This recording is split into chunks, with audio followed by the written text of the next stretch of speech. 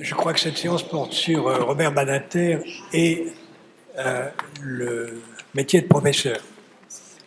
Mais je voudrais commencer quand même par dire, comme chacun l'a fait antérieurement, comment je connais Robert et ce que je crois qu'on lui doit.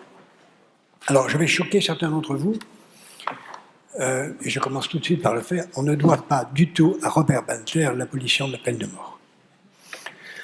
L'abolition de la peine de mort aurait été votée par un garde des Sceaux qui eût été une chaise dans les circonstances dans lesquelles elle a été adoptée.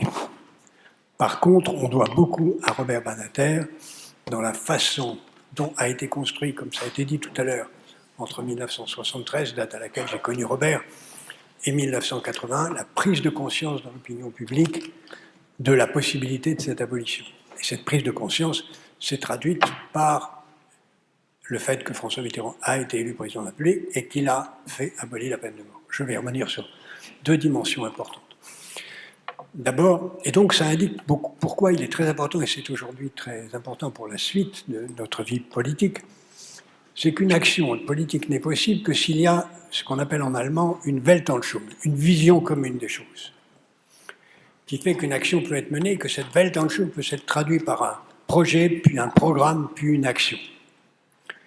Le projet de loi dont il a été question précédemment sur l'abolition de la peine de mort a été préparé avant l'élection, pas par Robert, mais par une équipe qui a préparé tous les projets de loi de tous les ministères qui allaient être mis en œuvre après l'élection de François Mitterrand.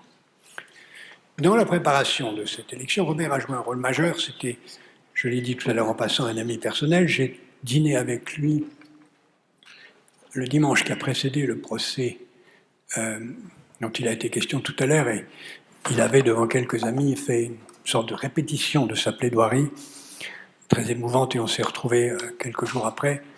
Ça a été le moment charnière de sa vie, le moment charnière précédent étant évidemment l'obsession qu'il a eue d'assister à une exécution capitale. Alors qu'il était un avocat, sans choquer personne ici, mondain, il était l'avocat des vedettes, des artistes, des hommes d'affaires, il était une sorte de triple vie, avocat de personnalité, avocat pénal et professeur.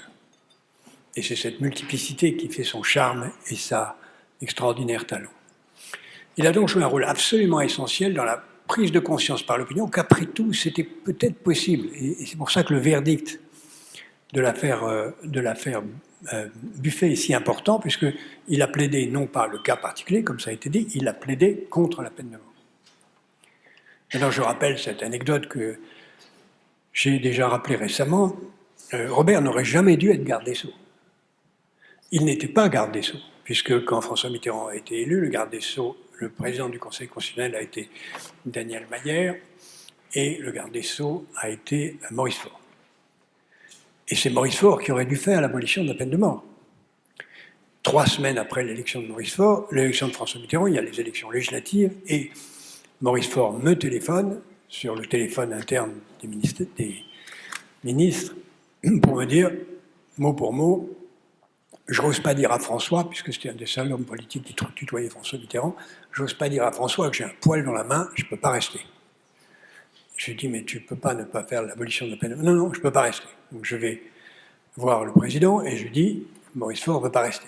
Et c'est à ce moment-là que Robert Badinter est nommé garde des Sceaux, par surprise. Ça nous paraît naturel aujourd'hui parce que comme il avait porté ce combat tout au long de sa vie, on lui a attribué ça. Il n'est donc pour rien dans l'abolition qui a été décidée par l'élection de François Mitterrand, qui a d'ailleurs été et la peine de mort a joué un rôle aussi dans l'élection de François Mitterrand, puisqu'il y a une émission de télévision très importante qui a lieu en février 81, dans laquelle des journalistes tentent de piéger François Mitterrand à la fin de l'émission en lui disant « Monsieur, vous êtes candidat à une élection ». D'ailleurs, à cette époque, M. Giscard d'Estaing avait 2 points d'avance dans les sondages. « Monsieur Mitterrand, vous êtes partisan de l'abolition de la peine de mort. Voici un sondage qui dit que les Français sont majoritairement pour son maintien. » Et François Mitterrand fait une réponse improvisée, à ma connaissance, puisque cette question n'avait pas été prévue, que je vous invite à regarder, parce qu'il dit « Je sais que les Français sont pour le maintien de la peine de mort, je suis contre, en mon âme et conscience, et si je suis élu, je demanderai son abolition. » Ce qui a donné le sentiment aux gens qui regardaient cette émission qu'ils avaient en face d'eux un homme sincère et prêt à faire des choses, à dire des choses impopulaires. Les sondages se sont inversés à ce moment-là. Et c'est, je pense, ce jour-là qu'il a été élu. Robert a été à ce moment-là, quand il a été nommé garde des Sceaux, en charge de quelque chose dont il aurait rêvé de l'être, mais dont il n'avait pas vocation à être. Et cet homme qui avait d'ailleurs tenté une carrière politique, puisqu'il avait tenté d'être candidat à des élections municipales, législatives de toute nature, s'est trouvé brusquement en situation de faire tout ce qui avait été dans son escarcelle. Et tout ce qui avait dans son escarcelle, qui n'était pas seulement l'abolition de la peine de mort, venait n'a été possible parce qu'il y a eu une extraordinaire connivence entre lui et le président de la République. Ils étaient des amis, ils étaient deux avocats, parce qu'il y avait une majorité prête à voter absolument tout ce que le président de la République et ses ministres ou son garde des Sceaux souhaitaient. Pendant les 5 premières années, c'était une majorité extrêmement unie, enfin disons moins pendant les 3 premières années, et il a pu dérouler une certaine nombre de choses dans lequel, à partir du moment où la peine de mort a été abolie, il a pu dérouler son propre agenda, qui n'était pas prévu, simplement en nous prévenant une semaine avant, je voudrais faire passer telle chose, et il y allait. Ce qui est très important à comprendre, c'est que la raison pour laquelle nous sommes aujourd'hui dans une situation complètement différente de l'époque, c'est que cette abolition, comme tout le reste, a été précédée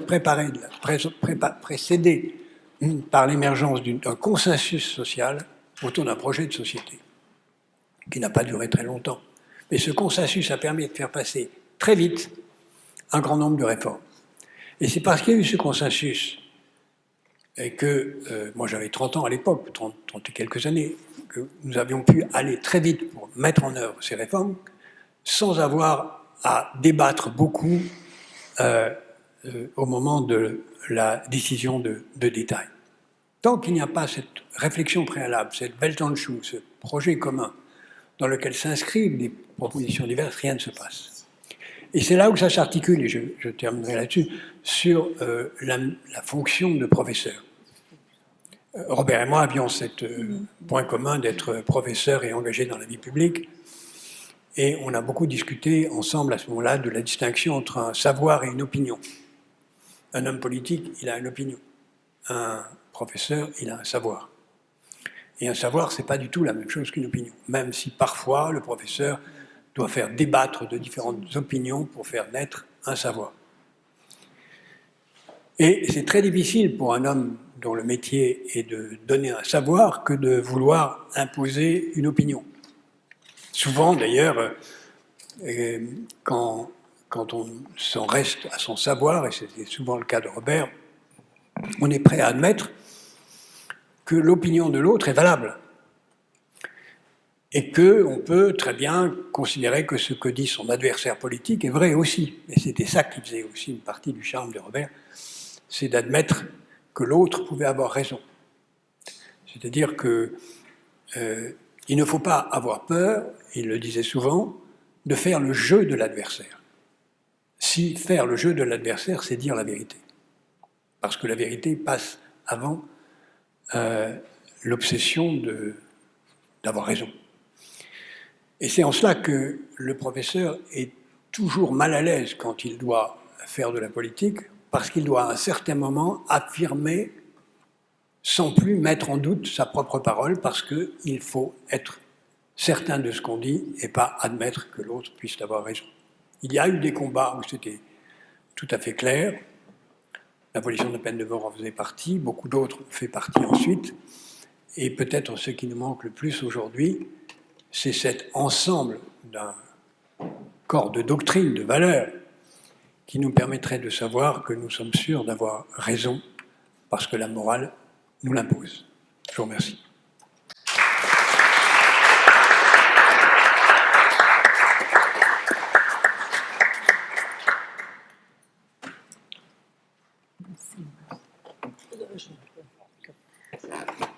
Alors, je suis Florence Bélivier, professeure dans ces murs, et mes remerciements vont tout d'abord donc aux organisateurs de ces 3 journées d'hommage de m'avoir donné l'occasion de relire, 25 ans après sa parution en 2000 chez Fayard, l'ouvrage dont le titre est celui de notre présentation, L'abolition. Alors, abolition, c'est un terme dont, à mon sens, on ne creuse pas assez l'étymologie, tant on s'est habitué à l'utiliser pour évoquer ces courants d'idées qui visent à supprimer une pratique qui, à un moment donné, est jugée néfaste. Abolition des privilèges, abolition de la torture, abolition de l'esclavage, de la prison, en un temps, dans les années 70, de la prostitution, etc. Ne serait-ce que par sa sonorité, abolition, immortalisée par Mallarmé en 1897 dans son poème graphique et en vers libre, poème inachevé, un coup de dé jamais n'abolira le hasard, le mot suggère presque un coup de baguette magique. Or, le dictionnaire insiste bien sur les deux sens du mot, le résultat et aussi l'action qui y a abouti. Et l'étymologie nous renseigne sur le fait qu'à l'origine, ce qu'il s'agit d'effacer, c'est un délit. Le mot passe ensuite dans le vocabulaire religieux, remise d'un péché, puis dans le langage institutionnel, abolition d'une loi, et dans le vocabulaire commun, abolition de la volonté, par exemple. Action en vue d'un résultat atteint, c'est ce que l'on voit tout au long de cet ouvrage, dans lequel Badinter, à 25 ans d'écart plus ou moins des événements, nous donne à voir donc les 9 années qui séparent l'exécution de Buffet et Bontemps. Le premier paragraphe s'intitule « Un lendemain d'exécution » et le 9 octobre 81, date de la promulgation de la loi portant abolition de la peine de mort. 9 années d'action, justement, sur les fronts judiciaires, militants, politiques, que Robert Badinter s'emploie toujours à bien distinguer, et je vous suis là-dessus, non pour les rendre étanches ou les hiérarchiser, mais pour montrer leur complémentarité, donc leur différence. Et il le fait de sa plume à la fois élégante et limpide, dépourvue de jargon, avec son sens de la narration, c'est fou que même si on connaît l'histoire et sa fin, on est tout le temps captivé, son sens de l'ironie, ses formules ciselées, sa galerie de portraits. Badinter cite souvent La Rochefoucauld et son fameux « Le soleil ni la mort ne se peuvent regarder fixement », mais il y a beaucoup de La Bruyère en lui, notamment lorsqu'il évoque VGE ou d'autres. Une des forces de l'ouvrage est que même s'il s'agit de la narration toujours contextualisée d'un moment, et même s'il se semble se clore sur une nouvelle ère, ce qui est en partie le cas, c'est un livre, à mon avis, ouvert. Alors je vais vous en parler en 3 temps. D'abord l'abolition, le livre, ensuite l'abolitionniste que j'appelle ici l'abolisseur, vous allez comprendre pourquoi, et enfin l'abolition, la cause. L'abolition, le livre. Comptant 315 pages pour ce qui est du corps du texte, dédié à François Mitterrand, et s'ouvrant par la fameuse citation de Beccaria « Si je prouve que cette peine n'est ni utile ni nécessaire, j'aurais fait triompher la cause de l'humanité », l'ouvrage comporte 4 parties. D'un président à l'autre, retour à Troyes, la longue marche, l'abolition, et les 2 parties centrales sont plus longues que les 2 qui les encadrent. Le lecteur y découvrira ou redécouvrira l'histoire contemporaine et incarnée de l'abolition avec la présentation, vous aviez raison, de propositions qui ont été régulièrement déposées dans les années précédentes visant à abolir la peine de mort ou à en restreindre le champ d'application ou à supprimer les crédits du bourreau, et ce jusqu'à la veille de l'abolition. Badinter nous fait vivre et nous explique de façon très pédagogique le fait que l'abolition, c'est une question et morale et politique, et qu'elle se joue dans plusieurs forums. La rue, je n'y reviens pas, Maître Dupeul l'a dit, le prétoire, et au sein de la cour d'assises, chacun a son rôle à jouer, le président, l'avocat, le procureur général, etc., les jurés, bon, je passe, le Parlement, mais aussi le fort intérieur du président de la République avec son droit de grâce exclusif, le bourreau. Et aujourd'hui, on pourrait ajouter le médecin qui injecte la dose létale aux États-Unis. À chacun sa responsabilité, en somme, comme l'illustre magistralement également la pièce que nous avons pu découvrir grâce à vous lundi soir, Affaires classées, qui met en scène les affres de Ponce Pilate au sujet de la crucifixion de Jésus, qu'il a ordonné après que celui-ci a été condamné par le grand Sanhédrin. Donc on voit bien la répartition des rôles. Alors, de ma première lecture, je ne vais pas beaucoup parler parce que, heureusement, Maître Dupeux a presque tout dit. J'avais retenu la fameuse plaidoirie pour sauver la tête de Patrick Henry et la question du regard. À la seconde, à 25 ans d'intervalle, donc, j'ai relu avec saisissement cette plaidoirie, bien sûr, le fait qu'en permanence, en effet, se superposent les figures de Patrick Henry et de Bontemps.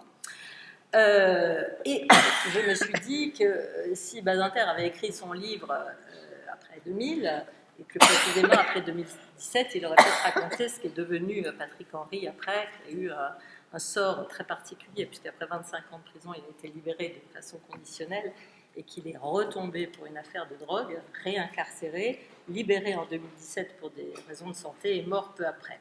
Donc je peux m'imaginer que si Badinter avait écrit son livre après cette date, sans doute aurait-il mentionné, sans concession ni jugement moralisateur facile, ces étranges détours de la psyché humaine, tels qu'il les a par exemple donnés à voir dans l'exposition dont il fut commissaire au musée d'Orsay, Crimes et Châtiments, qui a eu lieu donc en 2010 à Paris.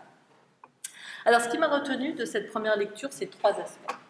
D'abord, le contraste magistralement mis en lumière par Badinter entre la lenteur avec laquelle l'abolition fut arrachée en France et le caractère totalement rebattu depuis 2 siècles des arguments pro et contra, donc depuis les Lumières. C'est sans doute la raison pour laquelle Badinter cite Beccaria en exergue, comme si Beccaria avait tout dit, encore que Beccaria, Pascal vous l'a dit, j'imagine ce matin, je ne peux malheureusement pas être là, Beccaria a une vision utilitariste, instrumentale de l'abolition, et que on peut opposer à cette vision instrumentale une vision plus principielle. Ensuite, et plus rapidement, mais de manière plus légère aussi, les faits relatés ayant maintenant, aujourd'hui, en 2025, 50 ans, lire cet ouvrage dévoile une autre France, sociologiquement et politiquement. Ainsi, alors même que, vous l'avez dit, M. Attali, la politique était le jeu complexe et parfois dur qu'elle est toujours, il est très étonnant de voir à quel point Badinter estime ses adversaires politiques, enfin certains d'entre eux en tout cas, quand bien même il est lui-même très engagé politiquement, il loue leur qualité, et même de ceux qui aujourd'hui ont mauvaise presse, Perfit par exemple. On relève également avec intérêt que le juif laïque n'hésite pas à chercher le soutien des autres cultes et qu'il se nourrit de leurs réflexions. On voit aussi une femme dans laquelle dans laquelle les femmes sont dans certaines professions minoritaires, mais nous les regardons émerger à l'instar de Mademoiselle Gérard, le juge d'instruction qui a instruit l'affaire Patrick Henry, comme la désigne Robert Badinter. Tout au long de ma lecture, dernier point, je me suis posé une question. Comment, quand, à partir de quelle source Robert Badinter écrit-il ? L'abolition fournit quelques indices. La date et le lieu sont inscrits à la fin, Tillard, le 31 décembre 1999. Il mentionne à plusieurs reprises le fait qu'il n'a pas gardé de notes écrites de ses plaidoiries. Il cite en note de bas de page, naturellement, ses sources et il remercie des personnes. Mais a-t-il tenu un journal de cette époque ? Écrit-il d'une traite ? Vous nous avez dit que l'exécution a été écrite d'une traite, mais l'abolition, je ne sais pas. Se fait-il aider ? Je laisse ces questions aux collègues, mais je ne saurais même pas dire à quel collègue de quelle spécialité, tant Badinter transcende les appartenances, lui, le juriste honnête. C'est donc là aborder la question de l'homme, si centrale chez Badinter. Alors, l'abolitionniste abolisseur. Le premier mot est trop faible pour décrire Badinter, abolitionniste. Badinter est bien autre chose que cela, et bien d'autres que lui sont abolitionnistes. Abolisseur, j'en suis consciente, est un épouvantable néologisme qui néanmoins rime avec bâtisseur. Et c'est ainsi que Badinter se présente dans cet ouvrage, comme construisant avec d'autres avocats, magistrats, associations, parlementaires, à qui il paye toujours son tribut, les fondations de l'abolition de la peine de mort. Mais il se trouve qu'en France, même si le processus de l'abolition s'ancre dans une histoire ancienne et a été fondamentalement collectif, et je me permets d'être en léger désaccord avec vous sur ce point-là, c'est Robert Badinter qui incarne l'abolition. Sa personnalité sociale, tout d'abord. Il nous apparaît sous ses différentes facettes professionnelles. Professeur au début de l'ouvrage, c'est très émouvant, comme à la fin du même ouvrage. entretenant une forme de complicité sans familiarité avec ses étudiants. Avocat, bien sûr, pas seulement pénaliste, vous l'avez rappelé. Avocat qui commet des erreurs, etc., qui le raconte, c'est très intéressant. Et à la fin du livre, le voici heureux et étonné, je le cite, à l'orée d'un nouveau chapitre de sa vie professionnelle, quand il a été nommé garde des Sceaux. La personnalité plus intime de cet homme ensuite. À la première lecture, il y a 25 ans, je n'avais pas été autant marquée qu'aujourd'hui par la manière dont Badinter, avec la pudeur qu'on évoque toujours à son propos, parle de lui, sa fatigue, ses angoisses, le vide qu'il ressent, sa fureur, son léger désappointement quand Mitterrand nomme Maurice Faure ministre de la Justice, et ça n'a duré qu'un mois, la manière dont il parle des siens, de ses collaborateurs, etc. Mais j'ai aussi été frappée par le nombre de fois où il dit qu'il se dérobe, qu'il fuit, ou même qu'il se sent coupable. C'est très très important dans l'affaire Bontemps. Comme s'il était lui-même pris dans le cercle de la violence et de la culpabilité qu'elle engendre. Grâce à cette subjectivité pudique, on comprend non seulement qu'universalisme ne signifie ni abstraction ni froideur, mais aussi qu'à rebours d'une croyance et d'une mode actuelle qui a beaucoup d'impact sur les médias, la société, la littérature et même la science, il n'est pas besoin d'être le sujet direct d'un phénomène pour être légitime pour en parler. Certes, Badinter a été l'avocat d'un homme condamné à mort et exécuté, mais il n'a pas été lui-même victime de la peine de mort, il n'a pas été bourreau. Dans sa famille, personne n'a été condamné à mort stricto sensu. Et pourtant, Badinter incarne l'abolition. Pourquoi ? Parce qu'au-delà même de la question des raisons pour lesquelles on estime qu'il faut abolir la peine de mort, raisons instrumentales ou raisons de principe, Robert Badinter sait, d'ouvrage en ouvrage, de plaidoirie en plaidoirie, de congrès en congrès, attaquer au cœur de la peine de mort, à savoir la peine et la mort. La peine, d'abord, je ne vais pas en parler, c'est la condition carcérale. Il vous en a été longuement, cela a été longuement évoqué avant, c'est le thème qu'il a taraudé toute sa vie. La mort, donc, je parlais un instant de la mort. La mort, chez Badinter, c'est cette pulsion de mort qu'il décrivait souvent à propos du franquisme, de la barbarie nazie, mais aussi quand une foule réclame la mise à mort d'un accusé ou qu'une personne qu'il défendra parce qu'il faut bien la défendre en tue une autre pour lui prendre 3 sous. Badinter a inlassablement essayé de comprendre, probablement en vain, cette pulsion, et en ce sens, son questionnement sort de la sphère du juriste et revêt une dimension anthropologique sur la violence comme totem et tabou, et sur la peine de mort comme symbole. C'est déjà abordé l'abolition au-delà de l'abolition. L'abolition, donc. La quatrième de couve, le dernier paragraphe, je vous le lis, a considéré cependant les exécutions pratiquées aux États-Unis, en Chine, en Iran et dans de nombreux autres pays.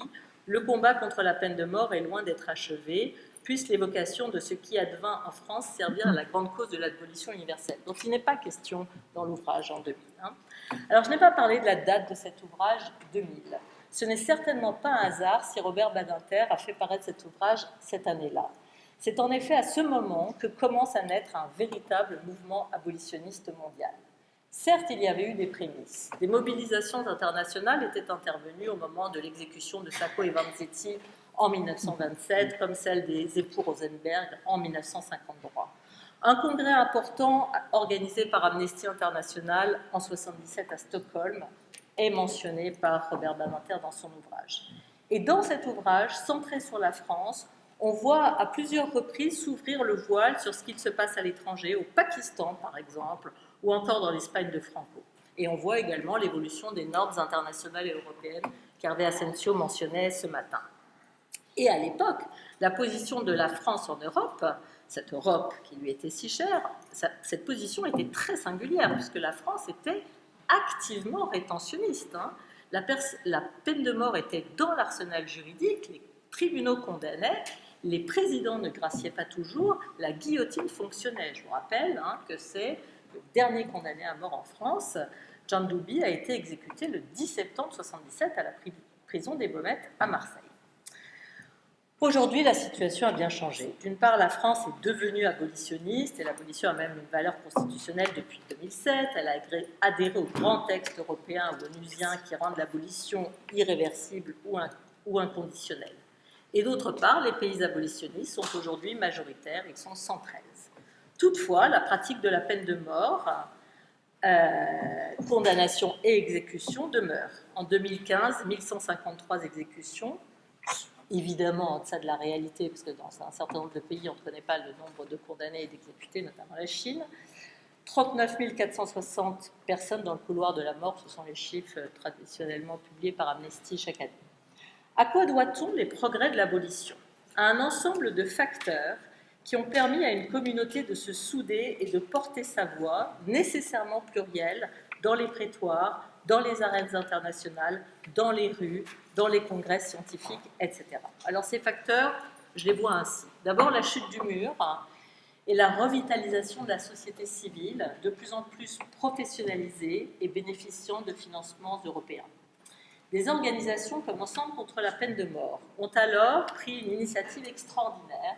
Le premier congrès mondial à Strasbourg en 2001, où nous fûmes un certain nombre dans cette salle, nous avons participé, Judith, Jamie et moi, et évidemment des milliers d'autres personnes, qui a abouti à la création de la Coalition mondiale contre la peine de mort à Rome en 2002, qui compte aujourd'hui 160 organisations. Alors depuis le début de cette intervention, vous vous demandez peut-être pourquoi les organisateurs m'ont demandé de parler de l'abolition, c'est parce que j'ai présidé cette coalition de 2011 à 2015 et que j'en suis encore trésorière. En effet, cela fait 25 ans que j'accompagne le mouvement abolitionniste grâce à Danny Cohen qui m'a invité un jour à une réunion de la FIDH, la Fédération internationale pour les droits humains. La FIDH avait reçu une invitation pour une réunion sur la peine de mort organisée par une organisation inconnue, l'association naissante, ECPM, dans un appartement en fumée. Elle y envoya la dernière arrivée, en ma personne donc, et c'est ainsi que j'ai été prise dans ce tournant abolitionniste. Voilà, donc je pense que c'est ce mouvement qui a changé énormément la donne. Le deuxième point important, c'est le statut de Rome de 2002, qui, alors même qu'il incrimine les crimes les plus graves, ne prévoit pas la peine de mort. On pourrait aussi envisager d'énumérer d'autres explications, mais je n'ai pas le temps.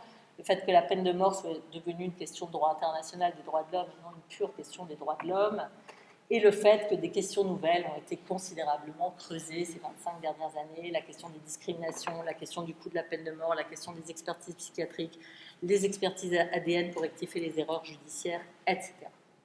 Alors il est évidemment difficile qu'une personne porte la voix de l'abolition à l'échelle internationale, et ce d'autant que les obstacles demeurent nombreux. Robert Badinter, de congrès en congrès, les mentionnait. Ce qui est compliqué aujourd'hui, c'est qu'on a un noyau dur de pays rétentionnistes. En 2024, les 5 pays qui ont le plus exécuté sont la Chine, l'Iran, l'Arabie Saoudite, l'Irak et le Yémen. Autant dire des pays dans lesquels il ne sera pas possible d'abolir très très prochainement. La société mondiale est confrontée à d'autres problèmes qui parfois, hélas, tentent à occulter la question de la peine de mort. La question des disparitions forcées, la résurgence de la torture, le terrorisme et l'antiterrorisme, les longues peines, le développement d'un certain nombre de criminalités très graves, etc., etc. Mais ce n'est pas une raison, car tous ces combats puisent à la même source qu'on l'appelle droit à la vie, dignité humaine, justice ou autre chose encore. Et nous savons bien tous, les abolitionnistes, qu'une fois la peine de mort abolie, le combat ne sera pas fini et que le prochain sera sans doute celui des très longues peines. Alors pour finir, vous avez sans doute noté que je n'ai évoqué aucun souvenir personnel concernant Robert Badinter. C'est que je ne l'ai pas connu. Je l'ai seulement croisé, moi sachant qui il était, l'inverse n'étant pas vrai. Au-delà de ses multiples apparitions dans les congrès mondiaux et autres réunions du même type, au-delà de ses livres, ce qui me reste de lui est sa présence discrète et silencieuse lors d'un rassemblement auquel diverses organisations des droits de l'homme avaient appelé à l'occasion des 2 ans de la révolte syrienne contre Bachar el-Assad. C'était devant le Panthéon, et je revois encore la silhouette de Robert Badinter, coiffé d'un chapeau noir, venu et reparti comme une personne simplement éprise de justice. Il était venu seul, je crois, il était entouré de quelques militants. Demain, une foule sans doute immense lui rendra hommage, alors qu'il entrera seul chez les grands hommes. Je vous remercie.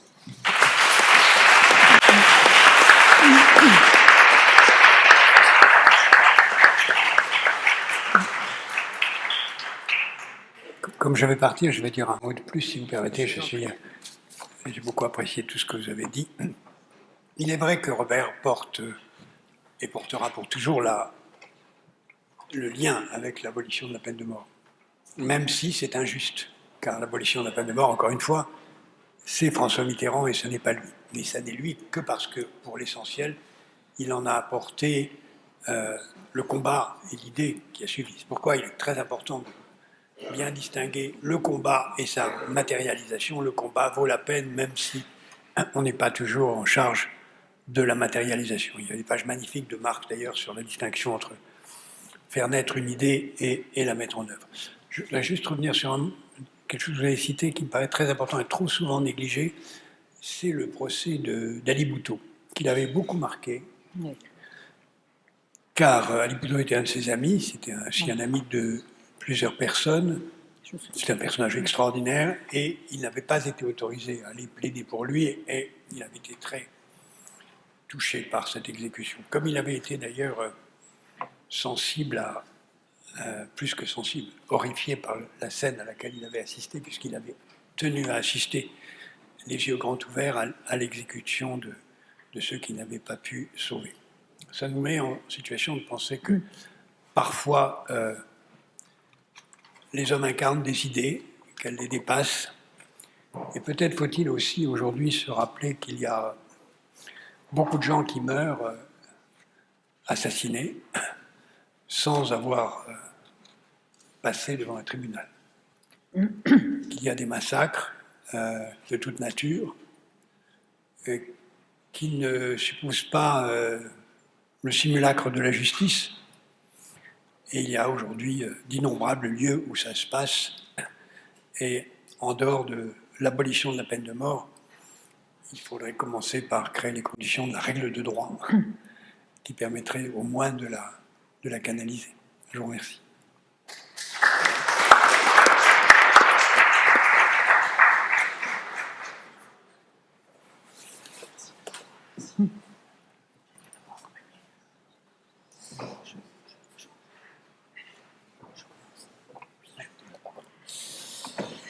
Bien, nous allons poursuivre cette dernière table ronde sur le professeur et la politique, au sens le plus noble du terme, la politique avec un grand P. Et nous avons la grande chance d'avoir parmi nous Martine Denny-Linton, qui a été une très très proche collaboratrice de Robert Badinter, puisque vous avez été sa chef de cabinet quand il était ministre de la Justice. C'est bien ça ? C'est ça. Oui, ça. Et donc, eh bien, nous allons vous écouter sur voilà, ce professeur, cet avocat qui tout d'un coup est arrivé et est devenu garde des Sceaux. Merci. J'ai une autre raison, une bonne raison, j'espère, d'être ici, c'est que je suis une ancienne étudiante et enseignante de Paris 1. C'est vrai, pardon, excusez-moi, oui, tout à fait, c'est vrai. C'est comme ça, tout à fait. Très heureuse d'être dans ces murs. Bienvenue, chers collègues. Robert Badinter n'a pas rédigé ses mémoires. Il a fait le choix, à chaque étape marquante de sa vie professionnelle, d'écrire pour expliquer, justifier, convaincre, avec la pédagogie, la rigueur et la passion de transmettre de l'universitaire. Il a préféré, dans les moments où certains retracent leur parcours de vie, de demeurer le témoin vigilant de son temps, présent quand l'actualité l'exigeait, pour délivrer une parole forte. En témoigne l'ouvrage paru en 2023 sur les fondements de l'accusation de Vladimir Poutine devant la Cour pénale internationale. Pour le reste, il s'est consacré à sa passion du théâtre et à rendre un tendre et vibrant hommage à Idis, sa grand-mère. En 2011, soit 25 ans après son départ de la place Vendôme, il écrit l'ouvrage « Les épines et les roses », publié chez Fayard. Il publie cet ouvrage qui est le récit des années chancellerie 1981-1986, telles qu'il les a vécues, années de sa rencontre avec le pouvoir, années de combats majeurs, de travail intense, où la justice française a connu un progrès historique. Il retrace et commente les événements en livrant peu, par pudeur naturelle, ses sentiments et ses émotions. L'homme s'efface derrière le ministre de la Justice. Robert Badinter se qualifie lui-même, on l'a dit, de visiteur de passage au pays du pouvoir. Il est vrai qu'en sa qualité d'avocat, de professeur d'université, de militant des droits de l'homme, il appartenait à la société civile. On sait que le choix du président de la République pour le ministère de la Justice s'est d'abord porté sur Maurice Faure, qui, après les législatives de juin 1981, ne souhaitera pas être de nouveau ministre. Sans ce retrait volontaire, on imagine ce que nous aurions perdu. Sa nomination lui ouvre la perspective de réaliser son vœu le plus cher, changer la justice. Il écrit, je le cite, « Tout au long de ma vie judiciaire, j'avais rêvé qu'un jour il me serait donné de transformer la justice française et lui donner au sein de l'Europe des libertés une place éminente. » S'il quitte sans regret sa robe d'avocat, il s'est difficilement résolu à abandonner ses fonctions d'enseignant, caressant l'espace d'un instant l'idée de pouvoir de temps à autre retrouver ses étudiants. Son changement de vie est radical. Ministre, c'est un nouveau métier. Comme avocat ou professeur d'université, il jouissait d'une indépendance absolue, d'une grande liberté d'action. Il quitte ses travaux solitaires pour constituer une équipe d'hommes et de femmes qui forment immédiatement une communauté de travail soudée, fière de servir des projets ambitieux pour la justice. Le cabinet resserré comportait une douzaine de personnes, dont la plupart n'avaient jamais appartenu à un cabinet ministériel, mais, disait-il, qui avaient sa confiance. Ce parti pris n'était pas sans risque pour un ministre novice dans la gouvernance d'une grande administration. À cela, il répondait qu'on apprendrait tous ensemble le métier en marchant. Nous étions le seul cabinet composé d'autant d'hommes que de femmes. Cette parité n'obéissait à aucun calcul, elle était naturelle. Travailleur inlassable, Robert Badinter était exigeant pour ses collaborateurs comme pour lui-même, mais bienveillant et inlassablement pédagogue. Il restera proche de ceux qui l'ont accompagné, nous réunissant chaque année le jour anniversaire de son arrivée à la chancellerie pendant 34 ans jusqu'à l'année de la Covid. Il se plie aux nombreuses servitudes de vie ministérielle, qui peut, une anecdote, parfois réserver des surprises. Ce fut le cas lorsque les services du Premier ministre lui demandèrent de représenter le gouvernement français à Rome pour la béatification du révérend père Brottier, fondateur des apprentis d'Auteuil. La veille de la cérémonie, lors du dîner à l'ambassade de France, au Vatican, il mit de côté le texte prévu pour prononcer, je dirais, improviser, un discours sur le thème de l'œcuménisme qui fut particulièrement salué et applaudi par les nombreux cardinaux présents. Il s'était acquitté d'une mission inédite pour lui, au-delà de toute espérance. Si le ministre découvre le pouvoir nouveau pour lui de décider, il expérimente dans le même temps les limites de l'exercice. Il est confronté à des exigences politiques, doit composer avec les autres ministres au nom de la cohésion gouvernementale, négocier patiemment avec le groupe socialiste pour mener à bien ses projets et arbitrer entre des revendications corporatistes ou syndicales. La question du budget était cruciale. Pourtant, en dépit de l'insistance renouvelée du ministre, il n'a jamais progressé au-delà de 1%. La justice passait après d'autres priorités gouvernementales. Si les réalisations furent considérables, il fut néanmoins, comme on le verra, contraint de temps à autre d'abandonner une part de ses ambitions. Première expérience du pouvoir, le temps des épreuves. En juin 1981, la gauche est victorieuse et le Parti socialiste jouit d'une majorité confortable à l'Assemblée nationale, ce qui fut déjà dit. Pourtant, c'est dans un contexte défavorable que Robert Badinter prend ses fonctions à la chancellerie. L'abolition de la peine de mort, annoncée par le président de la République, reste impopulaire pour la majorité de l'opinion et les premières mesures du gouvernement dans le domaine de la justice reçoivent un mauvais accueil. On attribue à Robert Badinter, non sans raison d'ailleurs, l'importance des grâces accordées par le président de la République le 14 juillet 1981 et qui a pour effet de diminuer la population carcérale. Quant à la loi d'amnistie, elle illustrerait par sa générosité le laxisme de la gauche qu'incarnait, selon ses détracteurs, le garde des Sceaux. Il hérite en outre, selon sa formule, des fruits empoisonnés légués par son prédécesseur Alain Peyrefitte. Si les deux hommes s'accordent sur la nécessité de lutter contre l'insécurité, leur divergence est profonde sur les moyens d'y parvenir. Le premier, auteur de la loi Sécurité et Liberté, a mis la sécurité au centre du débat public pour faire adopter, en réponse, en février 1981, une loi consacrant une justice plus répressive. Le second, nouveau garde des Sceaux, n'aspire qu'à faire tomber les bastilles judiciaires. Robert Badinter avait une conscience aiguë de l'abîme ouvert entre sa raison d'être à la chancellerie, changer la justice en France, et une opposition vent debout contre ses projets, elle-même confortée par une opinion publique qui n'attendait qu'une répression accrue de la délinquance. Il nous avait confié lors d'une des premières réunions de cabinet « Ne vous faites pas d'illusions, notre ministère sera bientôt le plus détesté des Français ». La suite ne lui a pas donné tort.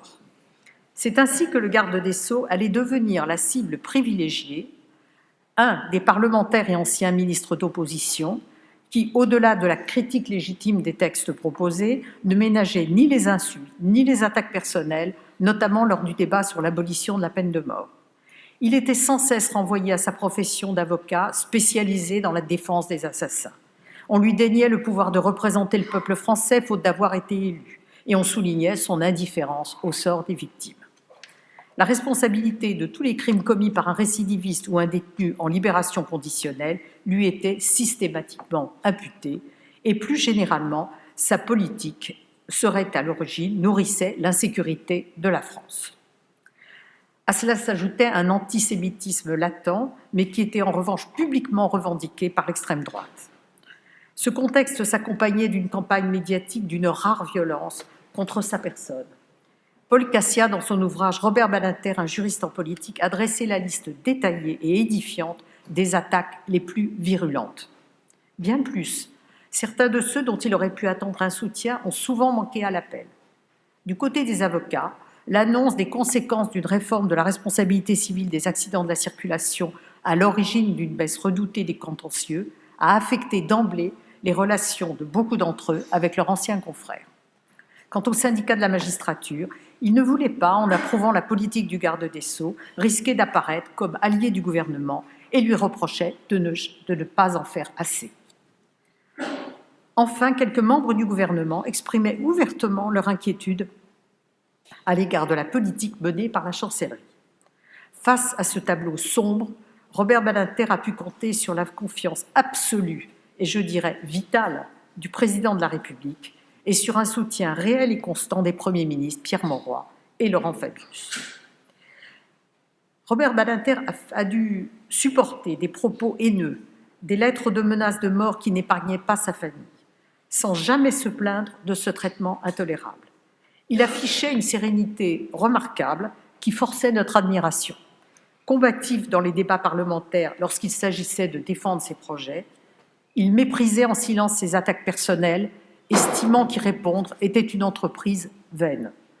Il fit toutefois une exception au sénateur Jean Foyer, ancien garde des Sceaux, qui avait déclaré que lorsque l'opposition reviendra au pouvoir, il faudra nettoyer la chancellerie, c'est-à-dire enlever le pouvoir à ceux qui l'ont usurpé.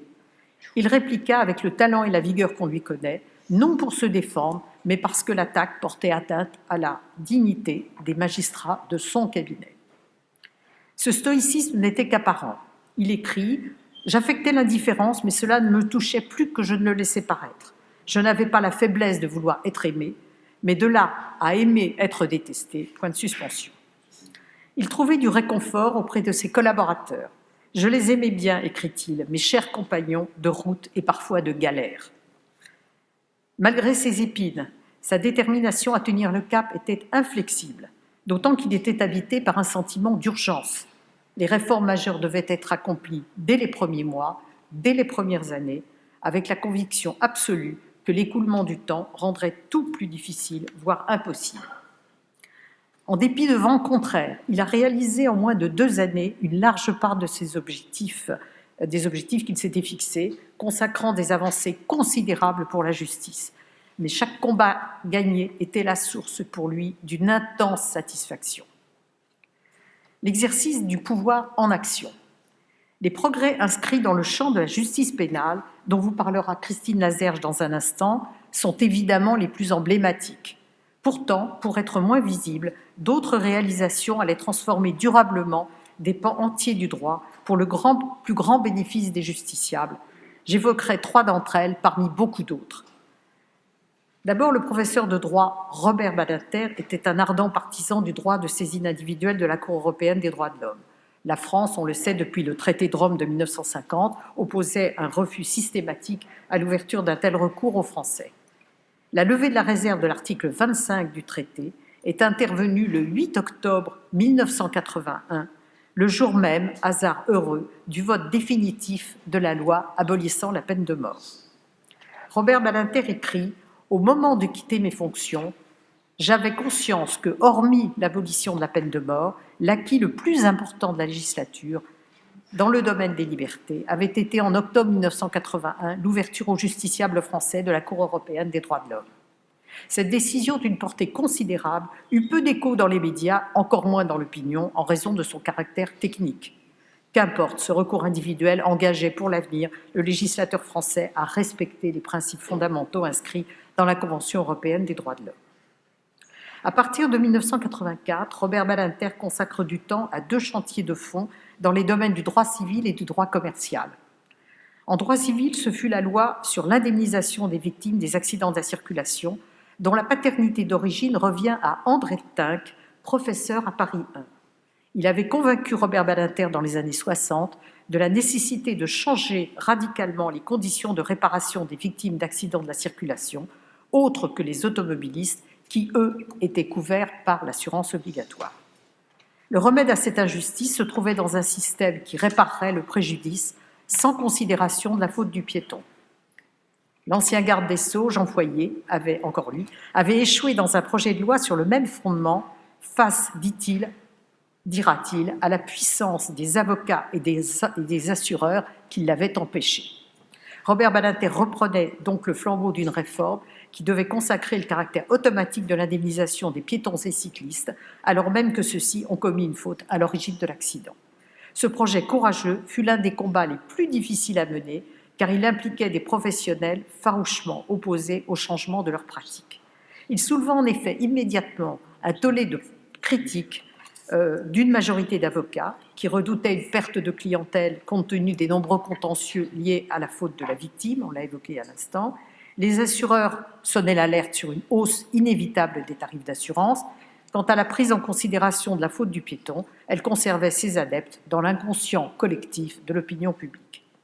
Après 3 années de patiente négociation du ministre, aidé de Pierre Lioncan, conseiller technique, la loi du 5 juillet 1985 tendant à l'amélioration de la situation des victimes d'accidents de la circulation fut votée à l'unanimité par les 2 chambres. Elle compte parmi les plus belles réussites du ministre. Ce progrès décisif, qui bénéficie depuis à d'innombrables victimes, passa là encore largement inaperçu.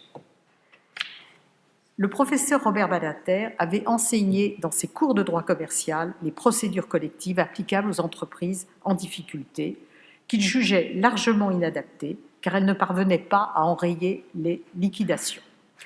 Aucun des projets de réforme entrepris en 1977 et 1979 n'avait jusqu'alors abouti. Sa réflexion très approfondie sur le sujet allait s'avérer déterminante pour entreprendre la refonte complète de la législation sur les défaillances d'entreprise, dont il avait déjà dessiné les contours avec le concours d'Antoine Lioncan.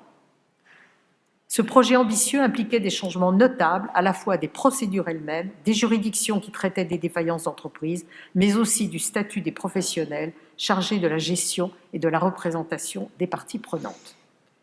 Le premier volet, qui crée un système d'alerte et de prévention des entreprises en difficulté pour permettre aux dirigeants de régler à l'amiable les difficultés des entreprises et leur éviter un dépôt de bilan, fut adopté sans heurts le 1er mars 1984. Lorsque la prévention a échoué, il s'agit, et c'est le 2e volet, de mettre en œuvre une procédure nouvelle de redressement judiciaire destinée à permettre la sauvegarde des entreprises viables. La loi relative au redressement et à la liquidation judiciaire des entreprises fut votée le 25 janvier 1985. Mais le ministre, confronté à un puissant corporatisme, dut faire des concessions sur le 3e volet, celui de la réforme du statut des syndics. Améliorer le fonctionnement des juridictions judiciaires, Robert Badinter, qui avait pratiqué pendant 30 ans l'institution judiciaire, avait subi, comme tout avocat, la durée excessive des procédures comme l'insuffisance manifeste du nombre de magistrats. Pour contourner l'obstacle majeur d'un maigre budget, il fallait rechercher des solutions innovantes. Ce fut le cas de la dépénalisation du contentieux de masse, comme celui des chèques sans provision, la réduction du contentieux des accidents de la circulation, la simplification des procédures, la mise en place d'un vaste plan informatique, notamment pour les greffes. Les résultats furent au rendez-vous, avec une hausse du nombre d'affaires jugées et une réduction des délais de jugement. Le temps des roses, point d'interrogation. À l'issue des obsèques de 2 policiers, on en a parlé ce matin, ou tout à l'heure, je crois, des policiers tués par les auteurs du braquage récemment sortis de prison, 2000 policiers manifestèrent place Vendôme le 3 juin 1983 pour exiger la démission du ministre de la Justice désigné par sa politique comme l'unique responsable de ce drame. Les policiers en colère étaient en civil. Contre toute attente, les policiers en tenue en faction devant la chancellerie baissèrent leur képi en signe d'approbation et de solidarité avec les manifestants. On a déjà évoqué cette anecdote, mais elle nous a beaucoup frappés. Le directeur de cabinet Alain Baquet reçut en vain une délégation pour tenter l'apaisement. Pour détendre la lourde atmosphère qui régnait dans le cabinet, le ministre nous invita, si la chancellerie était envahie, à nous défendre en utilisant comme projectile les codes Dalloz. En définitive, les manifestants renoncèrent à pénétrer dans la chancellerie pour se diriger vers la place Beauvau, siège du ministère de l'Intérieur. À cette atteinte grave à l'autorité de l'État, on sait la réaction du président de la République qui ne se fit pas attendre.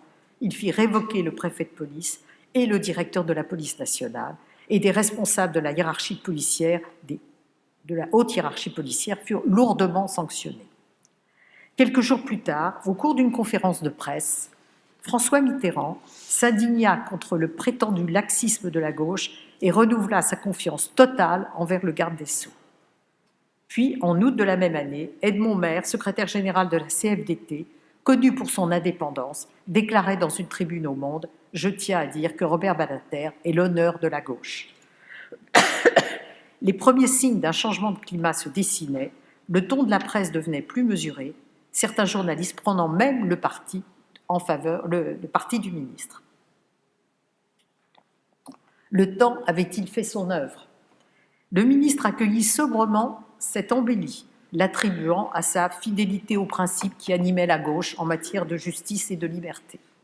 Au sein du cabinet, on hésitait à se réjouir de cette relative accalmie, conscient d'être à la merci du moindre incident dans les prisons ou de la commission d'un crime dont le ministre serait une nouvelle fois rendu seul responsable.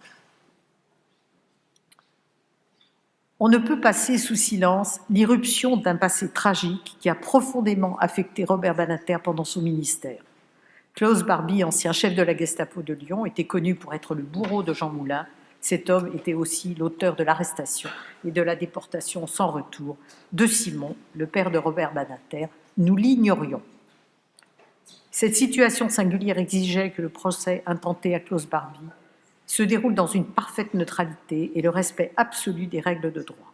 Robert Badinter ne se manifesta qu'au travers d'une mesure toute symbolique. Barbie aurait dû être incarcéré à la maison d'arrêt Saint-Joseph à Lyon, mais il exigea, en dépit des réticences de l'administration pénitentiaire pour des raisons de sécurité, que le prévenu soit détenu dans une cellule de la prison militaire désaffectée du Fort Montluc où avaient été détenus et torturés juifs et résistants. Klaus Barbie fut définitivement condamné à la réclusion criminelle à perpétuité à l'issue d'un procès dont la conduite a été saluée comme exemplaire. Outre le strict respect des droits de la défense, victimes et témoins furent entendus avec dignité, la Cour leur laissant le temps de s'exprimer sur leur passé douloureux. J'en termine pour dire que, pour avoir participé à ces années d'épines et de roses, je veux dire ma fierté et celle des membres du cabinet pour avoir accompagné la personnalité exceptionnelle de Robert Badinter, dont témoignent les très belles contributions de ces journées d'hommage. Ce que nous avons appris de lui a profondément marqué chacun d'entre nous dans le devenir de nos vies professionnelles. Merci.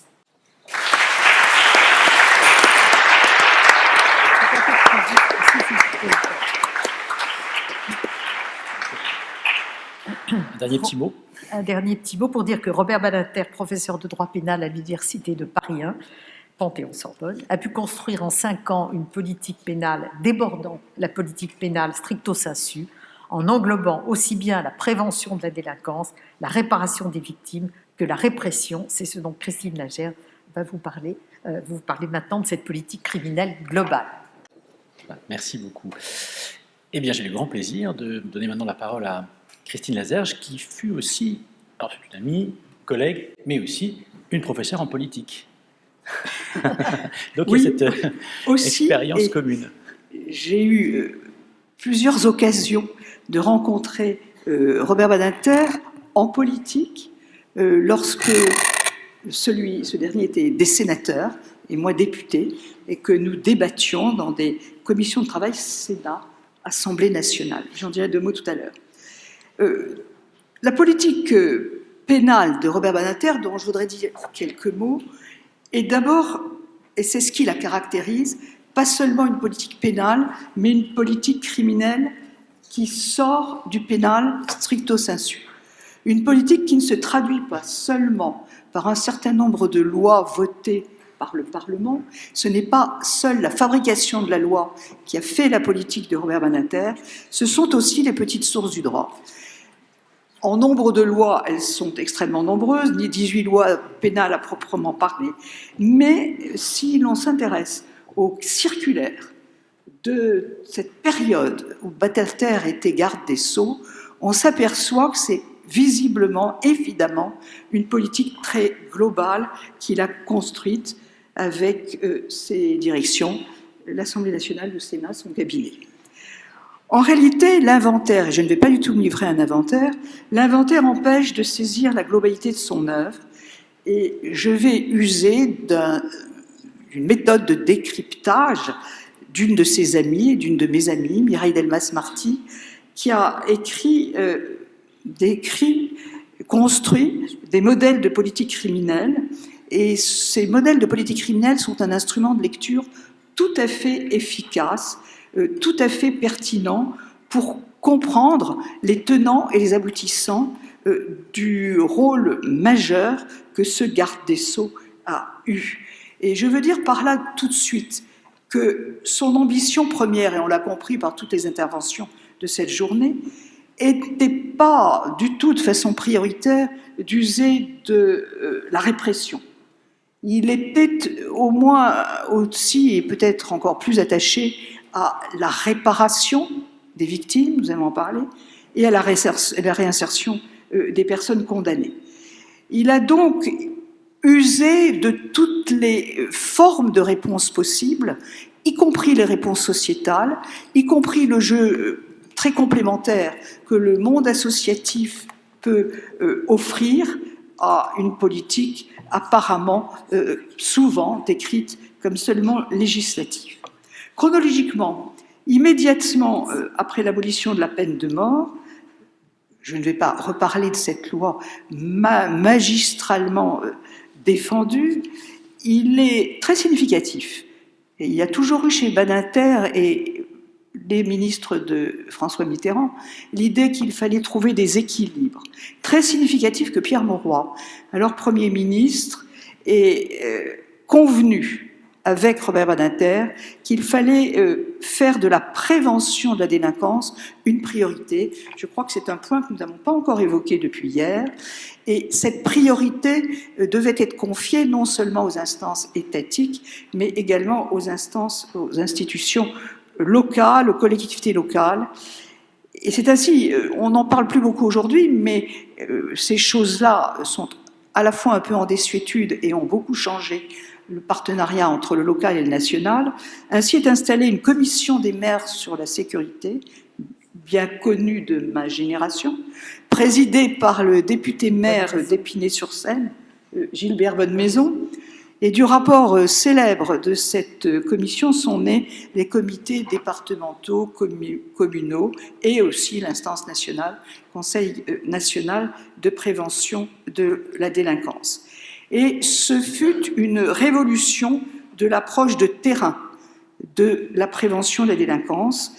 Cette approche de terrain montre que le professeur de droit a immédiatement aussi, par une compréhension extrêmement rapide des attentes des collectivités locales et des attentes des uns et des autres sur la sécurité, extrêmement vite compris que ce n'était pas que Paris et le gouvernement qui allaient régler un certain nombre de problèmes. Je vais donc maintenant laisser de côté la prévention de la délinquance qui fait partie du volet, de l'humanisme de la politique de Badinter, en prenant simplement deux exemples. La politique pénitentiaire, on en a parlé tout à l'heure, je serai relativement rapide, et un peu plus, car nous n'en avons pas encore parlé, je parlerai un peu plus de la politique publique à l'égard des victimes d'infractions pénales. Quelques mots pour terminer sur ce que lui-même, garde des Sceaux, appelait sa grande œuvre, la préparation d'un nouveau code pénal. Les personnes détenues, on n'a pas donné de chiffres tout à l'heure pour ce qu'il en était le 1er novembre 1982, 34 645. Elles sont plus de 84 447 depuis le 1er juin dernier, sans commentaire. À la question permanente, quel que soit le gouvernement, faut-il construire de nouvelles places de prison? Robert Badinter répond dans Les Épines et les Roses, le livre que nous scrutons, Martine Denny Linton et moi, que dans les carnets, les cartons de l'administration pénitentiaire, quand il est arrivé à la chancellerie, 2 projets de maisons d'arrêt figuraient. Il dit qu'il fallait les réaliser, mais que son ambition n'était pas d'ajouter toujours plus de cellules à celles qui existaient déjà, et que la vision d'une France hérissée de bâtiments pénitentiaires n'était pas la sienne. Je voulais, dit-il, rénover les prisons existantes, raser les plus vétustes et les remplacer par de nouveaux bâtiments. Ma priorité était d'humaniser le système carcéral et les conditions de détention dans des prisons modernisées. Je sais que cette priorité n'est pas la priorité actuelle et que le chemin à parcourir est extrêmement long. Que la prison ne soit pas un temps mort dans la vie du détenu, ajoutait-il dans Les Épines et les Roses, et dans le bel ouvrage Robert Badinter, l'œuvre d'un juste, il est significatif, quand on parle de son œuvre, de constater que 3 chapitres sont consacrés à la question de la prison. Michel Perrault, bien sûr, la prison républicaine, Mireille Imbert-Carretta, un dessin ambitieux pour la prison, et Isabelle Gors, l'architecture pénitentiaire. Dans la lignée de Beccaria, dont Pascal Beauvais vous a parlé ce matin, le projet de Robert Badinter est de moins punir pour mieux punir. Mieux punir signifie ne pas faire de la prison un temps perdu, lourd d'atteinte à la dignité. Malheureusement, on sait ce qu'il en est. Mais il rappelait que les personnes incarcérées sont aussi titulaires de droits. Le professeur savait qu'un droit pénitentiaire devait prendre forme, et d'ailleurs il a pris forme jusqu'à devenir récemment un code pénitentiaire à droit constant. L'attention à la condition des détenus le conduisit tout naturellement à supprimer, on ne l'a pas encore évoqué, la tenue pénitentiaire, à introduire la télévision dans les cellules, tout ça par circulaire, à développer l'enseignement, les bibliothèques dans les établissements, à supprimer les quartiers de haute sécurité, et dans le même temps, bien sûr, toujours cette recherche d'équilibre, à porter une attention très particulière au personnel pénitentiaire par une série de réformes importantes. Son dessein ambitieux pour les prisons exigeait aussi de placer la prison au cœur de la cité. Et je crois que ce qui fut le plus significatif, c'est cette politique de décloisonnement qui s'est traduite par la participation très forte de partenaires extérieurs, qu'ils soient du ministère, qu'ils soient d'autres ministères que du ministère de la Justice, collectivités locales, associations de prise en charge des détenus. Les moyens ont été donnés pour que de nombreuses associations de prise en charge des détenus démarrent et travaillent. Je veux parler d'une convention qui a fait parler d'elle il y a peu. La convention qui a entraîné un foisonnement d'initiatives dans les prisons fut celle signée le 25 janvier 1986 par 2 ministres, Robert Badinter et Jack Lang, qui souhaitaient donner tout simplement un accès à la culture sous toutes ses formes aux personnes privées de liberté. Le consensus des années 80 sur l'ouverture d'établissements pénitentiaires à la culture semblait acquis. Et pourtant, Il y a quelques mois, les activités culturelles ont été qualifiées à la chancellerie, y compris par le ministre, d'activités ludiques.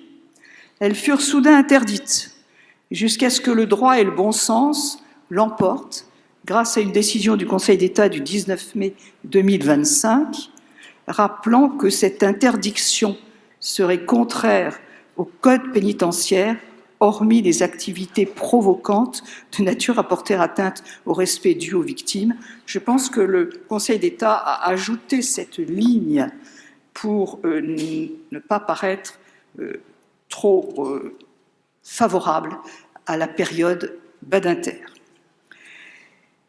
Mais ce qui est très important aussi, c'est ce que fut sa politique à l'égard des victimes. Et là encore, une recherche d'équilibre. Faire ce qu'il était possible de faire sur un plan de respect des droits de l'homme et sur cet humanisme qui le caractérisait, mais voir aussi ce qu'il était possible d'inventer et qui n'existait pas pour écouter mieux et même indemniser mieux les victimes d'infractions pénales. Cela s'est traduit dès 1982 par la création d'un bureau des victimes à la chancellerie, et avec ce bureau des victimes, un mouvement associatif dédié. Ce nouveau bureau des victimes fut confié à une magistrate d'un dynamisme remarquable, je veux la citer, Marie-Pierre de Liège. Parallèlement est ouverte une ligne budgétaire aide aux victimes qui est destinée précisément à aider les associations qui pouvaient se créer pour se consacrer à l'écoute et à l'information des victimes sur leurs droits. Et savez-vous que la ligne budgétaire ouverte par Robert Badinter en 1982 a été le moteur du déclenchement du mouvement associatif d'information et d'aide aux victimes actuel, qui comporte 130 associations fédérées dans France Victimes. Donc, loin de là, il reste aujourd'hui, même si les temps sont autres, beaucoup de choses de la politique criminelle de Robert Badinter. Quant à sa politique législative sur les victimes, car il n'y a pas eu qu'une ligne budgétaire ouverte, les deux lois qui marquent cette politique à l'égard des victimes, c'est celle du 8 décembre 1983, qui renforce la protection de ces victimes en instaurant les CIVI dont les premiers jalons avaient été jetés en 1977. J'insiste sur le fait que ce sont des juridictions civiles et non pénales et qui traitent des dossiers qui leur sont transmis en totale autonomie par rapport à la justice pénale. Et là encore, le recours à la société civile est important, car aux deux magistrats composant ces commissions d'indemnisation des victimes d'infractions pénales est ajoutée une personne s'étant signalée par l'intérêt qu'elle porte aux victimes, très souvent un membre, une directrice d'association ou un membre de conseil d'administration d'association. C'est une vision vraiment épouvantablement partielle que je donne là, et je voudrais quand même dire quelques mots de cette politique qui fonde toujours en grande partie le code pénal actuel, l'élaboration du nouveau code pénal inscrit dans un respect absolu pour l'état de droit. Robert Badinter disait lui-même, pour un juriste, il n'est point de projet plus exaltant que de concevoir un code. J'avoue avoir envié les 4 jurisconsultes auxquels Bonaparte avait donné mission en 1800 de lui présenter dans un délai de 4 mois, un avant-projet de code civil. Ils le relevèrent en 5 mois, écrit le garde des Sceaux, toujours dans les épines et les roses. Pour le professeur de droit Robert Badinter, il savait certainement que le défi ne serait pas relevé en 5 mois, mais précisément parce qu'il le savait, il a tout fait pour vaincre le temps court d'un gouvernement et la lourdeur de la procédure parlementaire. Cela relevait d'une course contre la montre, et une course contre la montre qu'il a gagnée, en tout cas, avant même qu'il ne quitte la chancellerie, pour les 3 premiers livres de ce code pénal. Concernant, ça vaut la peine d'être raconté parce qu'on le sait peu, on l'a oublié, concernant la révision du Code pénal de 1810, jusque-là, tout n'avait été qu'échec successif en l'absence de volonté politique suffisante. Comme Robert Badinter savait le temps compter, dès le tout début de son temps ministériel, il avait signé un décret pour nommer une nouvelle commission de rédaction du Code pénal, et par prudence, il avait choisi de la présider. D'ailleurs, il la présida effectivement quand il ne pouvait pas le faire. Son collègue des facultés de droit, Jacques Léoté, présidait la réunion, et le calendrier envisagé devait permettre une présentation de ce nouveau Code pénal et même une adoption avant le printemps 85. Il réussit le tour de force à parvenir à présenter lui-même au Conseil d'État, puis en Conseil des ministres, les 3 premiers livres.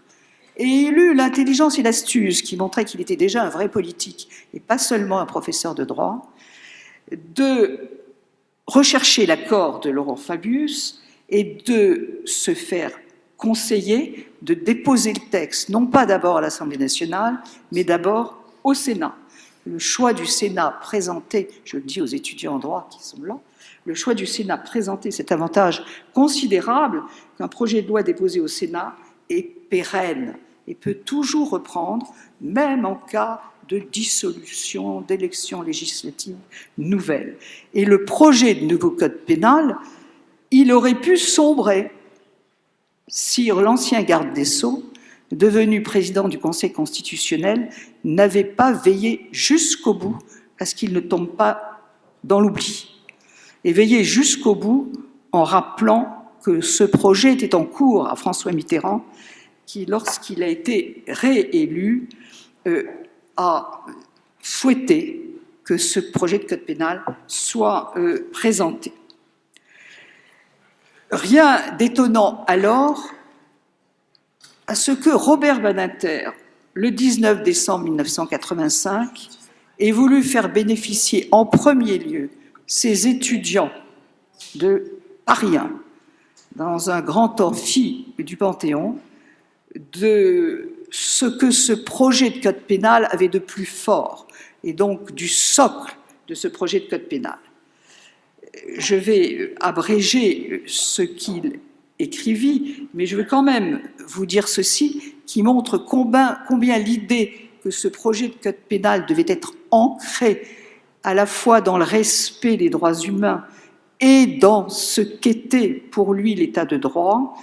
Il dit ceci: la France est une démocratie, elle doit bénéficier d'un état de droit exemplaire, le Code pénal doit donc satisfaire aux règles fondamentales qui garantissent les droits et libertés des citoyens en matière pénale, et notamment aux principes inscrits dans la Déclaration des droits de l'homme et du citoyen et dans la Convention européenne de sauvegarde. Et de cela, il a fait tout un discours à ses étudiants sur les fonctions de la loi pénale. Je ne vais donc pas du tout entrer dans le détail du Code pénal, mais juste dire 2 mots des fonctions. Bien sûr, la première, celle à laquelle on pense, et malheureusement on ne pense souvent qu'à celle-là, c'est la fonction répressive. Mais sa seconde fonction est plus secrète et recèle une 3e fonction. La fonction répressive, ce n'est pas la peine de la détailler. La loi exprime par des sanctions qu'elle édicte le système de valeurs d'une société, et c'est par ce biais-là que l'on peut comprendre ce que sont les valeurs essentielles d'une société. Ces 2 fonctions répressives et expressives recèlent une 3e fonction dont je n'oublie jamais de parler à mes étudiants, la fonction pédagogique de la loi pénale. La loi pénale est un outil d'enseignement. Chaque interdit posé constitue un panneau de signalisation, une balise ou un cairn. Jean Carbonnier aimait dire que la loi pénale la plus effective était celle qui ne donnait jamais lieu à poursuite. Et évidemment, si elle ne donnait jamais lieu à poursuite, elle ne donnait jamais lieu à condamnation. Cela voulait dire que l'interdit était parfaitement intégré. L'interdit est d'abord un instrument d'une pédagogie de la citoyenneté et donc de la responsabilité sociale. La conséquence, c'est que les sociétés bougeantes, mouvantes, l'annuaire des interdits, ce que fait la partie spéciale, les parties spéciales d'un code pénal, doit être revu, alors que le socle n'a pas à l'être. Et il doit y avoir, dans une démocratie, des mouvements réguliers de pénalisation, dépénalisation, criminalisation, décriminalisation, l'homosexualité et la décriminalisation totale de l'homosexualité s'imposer, bien sûr. S'imposer aussi l'incrimination, si je puis dire, nouvelle des personnes morales pour un certain nombre de raisons sur lesquelles je ne vais pas m'appesantir. Ce qui permet de synthétiser ce qu'a désiré le garde des Sceaux, ce qu'a désiré la commission qu'il avait mise en place, c'est l'article 132.22 initial, il a été modifié depuis. Mais cet article 132.22 initial du projet de nouveau code pénal est capital. Il résume la politique criminelle de Robert Badinter. Il dit ceci: dans les limites prévues par la loi ou le règlement, la juridiction prononce les peines et fixe leur régime en tenant compte des circonstances de l'infraction, de la personnalité du prévenu, de son état psychique ou neuropsychique, de ses ressources et de ses charges, de ses mobiles, ainsi que de son comportement après l'infraction, notamment à l'égard des victimes. Quel désastre que cet article 132.22 ne soit plus actuellement dans le code pénal. Robert Badinter, et Martine de Nillington le disait tout à l'heure, n'a pas présenté ce qui lui tenait à cœur en droit pénal uniquement à Paris 1. J'ai eu la chance de pouvoir l'inviter à Montpellier, à l'époque où j'étais professeur à Montpellier, et l'inviter pour qu'il puisse présenter l'exécution dont on a parlé tout à l'heure. Et réellement, de toute ma longue carrière, je dois dire que je n'ai jamais vu un amphi dans un état d'ébullition euphorique à ce point. L'amphi était le plus grand de l'université de Montpellier, mais tout à fait insuffisant pour le nombre d'étudiants qui étaient venus écouter et le nombre d'étudiants qui ont voulu que Robert Badinter dédicace pour eux, bien avant qu'il ne soit garde des Sceaux, bien avant l'exécution. Dans Les épines et les roses, et je vais réellement conclure, c'est dommage parce que j'ai des choses à raconter sur notre partenariat Sénat-Assemblée nationale, ce sera pour une autre fois. Je vais conclure en le citant dans les dernières lignes de cet ouvrage que nous avons essayé toutes les deux de présenter.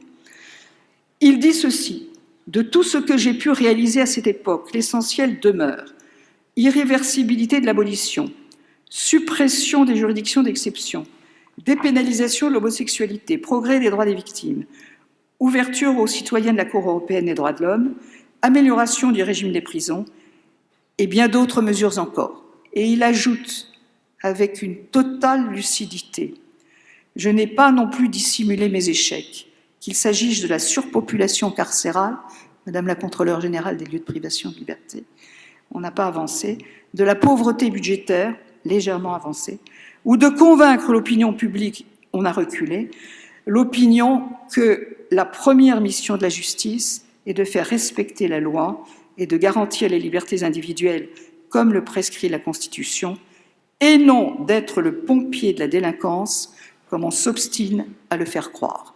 Je vous remercie.